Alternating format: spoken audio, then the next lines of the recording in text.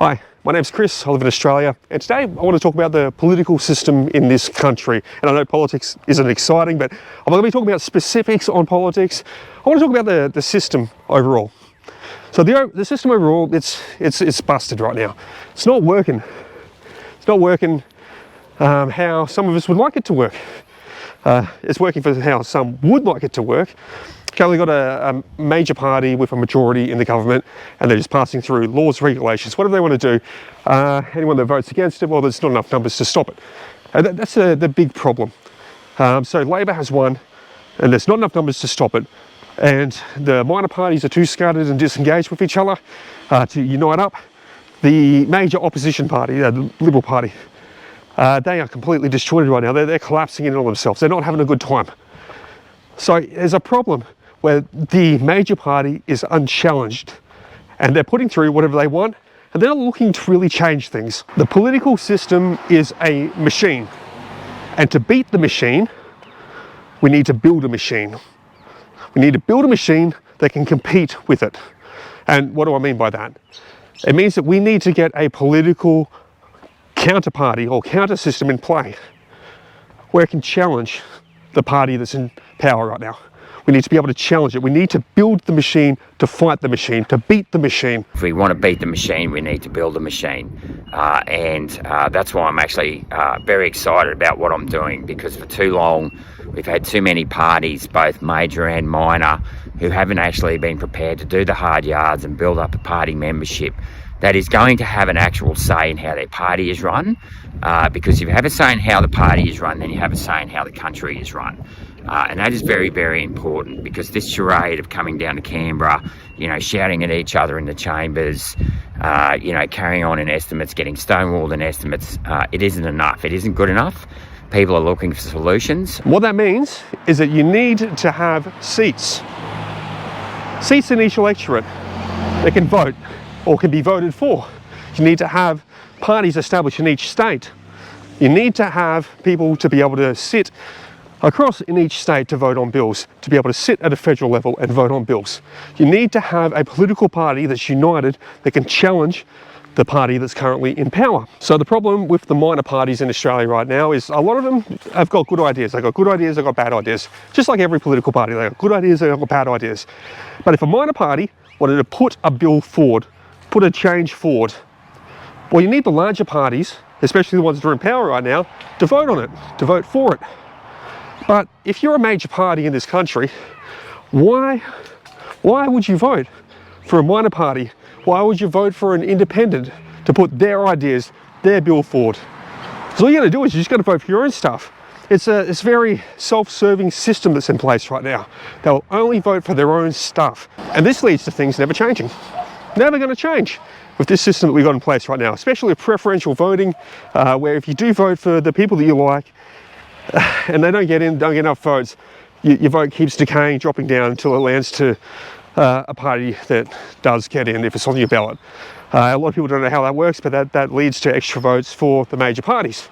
But if you're a major party, you're never going to vote for a minor party bill. You're never going to vote for an independent party bill. Now, there's a politician called David Pocock. He runs as an independent, and he's put a bill forward recently. It didn't get any media attention, no one really tuned in, no one gave it the time of day that it deserved. But it was a bill for government honesty and trust. Most Australians assume that corporate government relations teams from companies like Qantas, Woodside, Santos and others are regulated as lobbyists, but they're not. And talking to people that I represent, when I talk about this, they're shocked and appalled that this is the status quo. But these groups should not be excluded from the Federal Lobbying Register and Code of Conduct.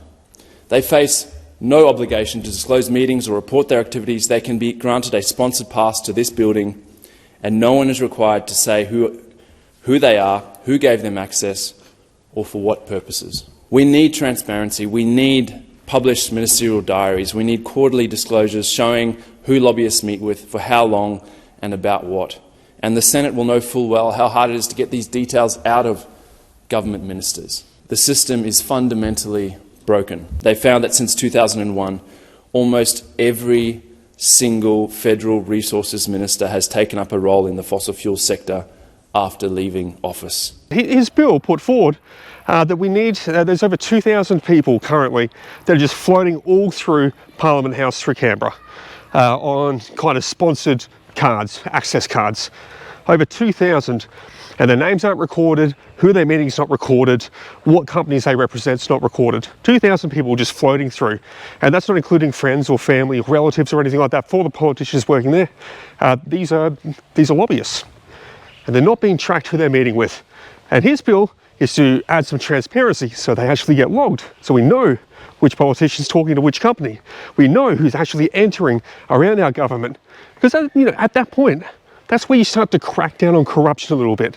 By removing that anonymity, it starts to remove the risk, to an extent, of corruption occurring, because we can see who's meeting who.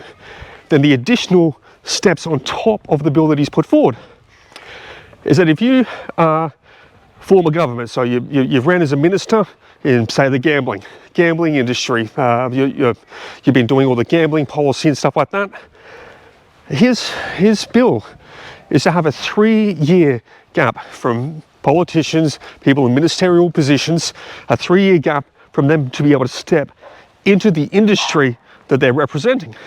A 3-year cooling off period to stop, because it's happening right now, to stop people from government, folding into lobbyist demands because they get a cushy job stepping out of government. They get a cushy job as a lobbyist, as a consultant, a nice board position sometimes. They get these things. So it's to stop that kind of corruption where it's like, hey, you make these changes to Australia's laws, well, we'll give you a cushy job. It's not right. It's not right. It's corruption. It's not right. It's corruption. It's a broken system. It's a broken machine. But the machine is running full steam ahead. So, to beat the machine, we need to build a machine. What does that mean? It means we need a political party to be able to step up. We need a political party to be able to get seats or for people to vote for in every electorate around the country. So if they get voted in, they have the votes, they have the numbers to push the right bills, to deny the right bills, instead of just seceding, saying, okay, I can only get this small change through, but I need to compromise on 10 other things with a larger party. They'll squeeze it in, there's one little subsection somewhere, but I've got to compromise with these other 10 things that I don't believe in. But that's the system we're on right now. It needs to change. So what do you think? To beat the machine, do we need to build a machine? Do we need to build a better machine? Does the machine just need to be thrown out in the junkyard? Do we need to get rid of the entire machine and just go from scratch? Let me know your thoughts down below in the comments. I'll see you in the next one.